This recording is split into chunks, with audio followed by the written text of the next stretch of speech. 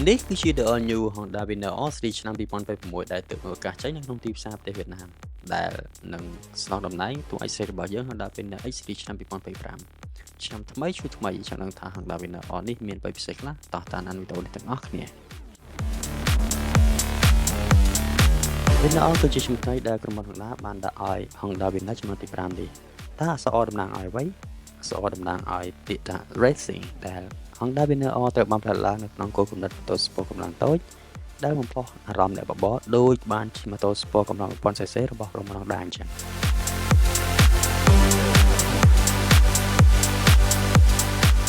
Winner ចំនួនទី5នេះត្រូវបាន design បែប high-end super sport bike មើលទៅកាចអំណាចជាមួយនឹងរូបរាងបែប aerodynamic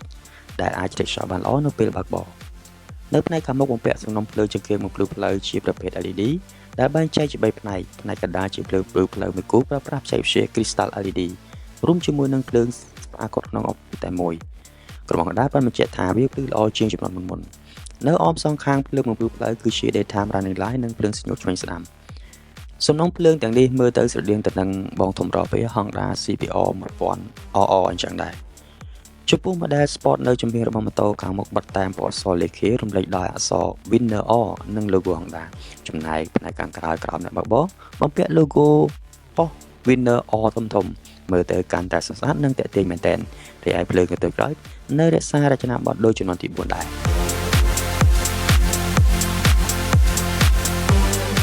ម៉ាស៊ីនជាផ្នែកសំខាន់មួយរបស់ម៉ូតូដោយនៅចំនួនទី5ក្រុមហ៊ុនបានបំពាក់ម៉ាស៊ីនដែលមានលេខកូដសម្គាល់ Honda KC46E ដែលត្រូវបានរចនាឡើងដោយ Astra Honda Motor AHM របស់ប្រទេសឥណ្ឌូនេស៊ី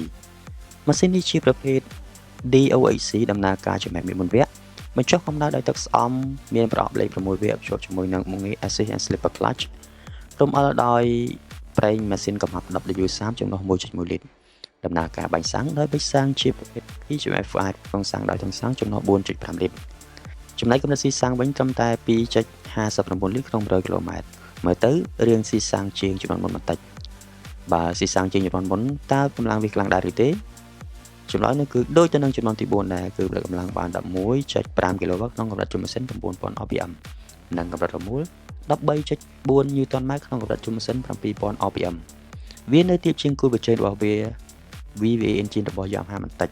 ម៉ាស៊ីននេះផងដែរត្រូវបានផលិតឡើងក្នុងរចនាបថកាត់បន្ថយសំណឹក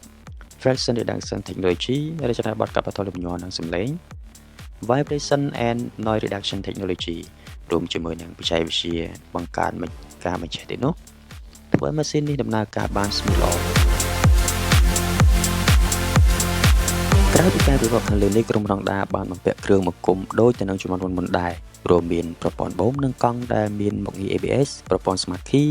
ប្រព័ន្ធមុខងារសាកថ្មទូរស័ព្ទនិងប្រព័ន្ធច្បាក់ Fur DID ជាដើមសរុបមក Honda Winner All ជំនាន់ទីនេះមានការ design ស្រស់ស្អាតប្លែកខុសពីជំនាន់មុនប៉ុន្តែក្រុមហ៊ុនហាក់នៅមិនទាន់អាប់ដេតបច្ចេកវិទ្យាបានទំនើបជាងជំនាន់ទី4នៅឡើយទេដូចជាប្រព័ន្ធហ្វ្រាំងគួរតែមានប៊ីស្តុង2នៅកង់ខាងមុខក៏ដូចជាបំពាក់ Dual Channel ABS ជាដើមម្យ៉ាងមួយទៀតកុងទ័រគួរតែអាប់ដេតទៅ TFT display ដែលអាចដំណើរការមុខងារ Honda Rosin ជាដើមតើបងប្អូនទាំងគ្នាយល់យ៉ាងណាដែរចំពោះការលើកឡើងខាងលើនេះសូមធ្វើការបញ្ចេញយោបល់របស់បងប្អូនក្នុង comment ខាងក្រោមខ្ញុំបាទ Mr. Moto សូមអរគុណនិងសូមជម្រាបលាបាយបាយ